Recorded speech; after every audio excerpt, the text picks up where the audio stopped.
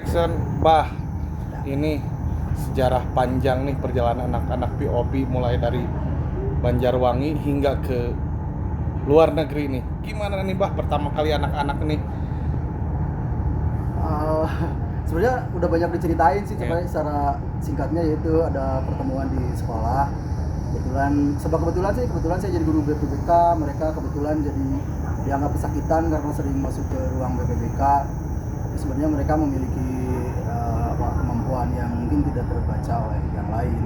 Nah, dari persinggungan itu kemudian saya merasa saling mempengaruhi. Ya, kemudian beberapa pengalihan yang saya bikin itu teater sama musik ya, menjadi ruang buat mereka kemudian bisa menyalurkan apa yang selama ini mungkin tidak terbaca oleh orang lain. Mengikuti festival-festival di Garut, kemudian beberapa video penampilannya mereka menjadi viral di Eropa dulu pertamanya, terus masuk di televisi nasional Indonesia. Kemudian karena kerja keras mereka dan tim-timnya mungkin, sehingga akhirnya mereka mendapatkan beberapa pencapaian-pencapaian yang dulu sempat mereka tulis di salah satu buku tulis biasa yang mereka sebut sebagai dream list, catatan mimpi. Bah, mereka gini, mereka suka bilang sosok Abah di mata mereka. Nah, sosok mereka di mata Abah ini kayak gimana sih sebetulnya? Mereka pengaruh sebagai saya. Dulu saya sempat berpikir bahwa siapapun yang bersinggungan di sekolah itu adalah portofolio, karena kemudian akan ada sesuatu yang dihasilkan gitu. Tapi kemudian semakin kesini saya semakin sadar bahwa ya si VOB salah satunya adalah pengaruh sih di perjalanan itu. Oke, Abah selalu bilang bahwa mereka ini kawan atau sahabat ya. Tapi mereka terinfluence dari Abah katanya, kayak misal lirik-liriknya apa segala macam, kritik sosial, kritik apa segala macam, itu katanya sih saya dengar di podcast itu dari Abah tuh. Abah memang ngajarin apa sih sama mereka, Bah? Mungkin itu bahasa perkawanan ya. Sebenarnya kan yang paling kuat mempengaruhi seseorang itu menurut saya adalah teman dibanding pasangan gitu ya, dibanding idola gitu. Sebenarnya teman, karena orang kan dengan temannya itu bisa jujur apa adanya. Jadi Abah menempatkan siswa atau murid sebagai sahabat. Ya, karena saya tidak punya kemampuan yang mumpuni untuk jadi guru. Oke, ke semua murid Abah juga sama kan? Iya, gitu? sama kayak gitu. Dan yang sekarang ada murid putih yang lain kayak gimana, Bah? Penerus mereka apa segala macam. Nah, saya tidak menasbihkan diri apa yang dibuat itu sebagai sesuatu yang kemudian harus dilanjutkan atau kemudian harus menjadi sesuatu yang mempengaruhi yang lain gitu. Okay. Tidak sih, saya ketika melakukan sesuatu berbareng gitu bersama teman-teman di sekolah belajar atau teman guru gitu ya, saya merasa bahwa itu adalah sebuah percobaan gitu. Selanjutnya itu dengan zaman gitu ya, dengan generasi yang berbeda gitu, dengan adaptasi mereka dengan zaman yang berbeda gitu, menurut saya itu mungkin akan muncul hal-hal yang lain gitu, tidak hobi. Bayang nggak mereka main di Wagon, Glastonbury, apa segala macam. Terus itu katanya influencer dari Abah. Abah dulu ngebayangin seperti itu nggak? Saya sih lebih ngebayangin bahwa orang-orang yang memiliki kemauan mungkin lebih bisa bertahan hidup sih kalau saya. Siap. Kalau soal influence, ya itu tadi mungkin bahasa pertemanan. Saya juga merasa mereka banyak menginfluence saya sih. Dan mereka bilang influence utama mereka adalah Abah ya? Ya mungkin karena mereka kekurangan teman gitu, temannya kan hanya saya waktu itu. Iya gitu. Nama Voice of Bad Ceprot itu katanya nama yang dicetus oleh Abah.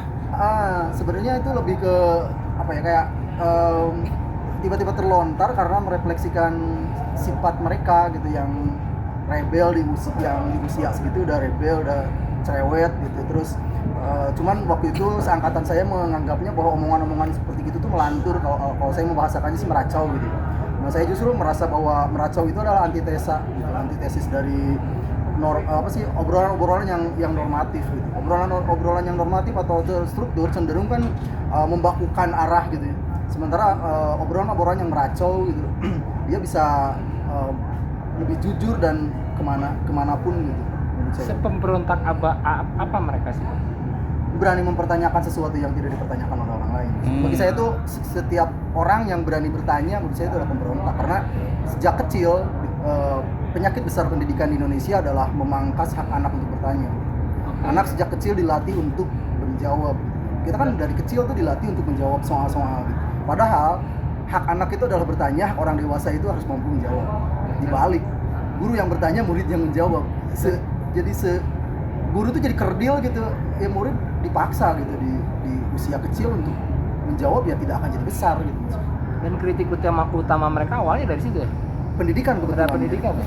Karena mereka merasa banyak hal yang tidak bisa mereka pengerti karena tidak bisa dipertanyakan. Bang, VOB sendiri kan tadi masuk ke dalam 100 Oh, iya, Mas. wanita yang berpengaruh lah istilahnya. Seberpengaruh apa dan kiat apa yang dilakukan? Ya mungkin kalau saya melihatnya itu adalah keberanian bertanya gitu ya, bertanya. Seperti halnya saya sih lebih menangkapnya si BBC itu sebagai media yang besar di dunia gitu. Mereka kan sebenarnya mengikuti VOB itu dari 2018. Nah, kalau yang saya amati salah satu hal yang menurut saya pengaruhnya cukup besar adalah ketika Marsa di Prancis di panggung Reims gitu. Prancis yang saya dulu sering bercerita ke mereka sebagai negara yang mengagungkan kebebasan gitu, seperti itu. Nah, waktu itu Marsa merasa terluka gitu karena banyak media kemudian yang mempertanyakan soal hijabnya, bahwa katanya kalian tuh mengusung kebebasan gitu, kesetaraan, tapi kok kalian pakai simbol perbudakan gitu. Nah, di sana Marsa kemudian mempertanyakan, menggugat itu dengan bahasa yang santun. Itu saya menarik ya gitu ya.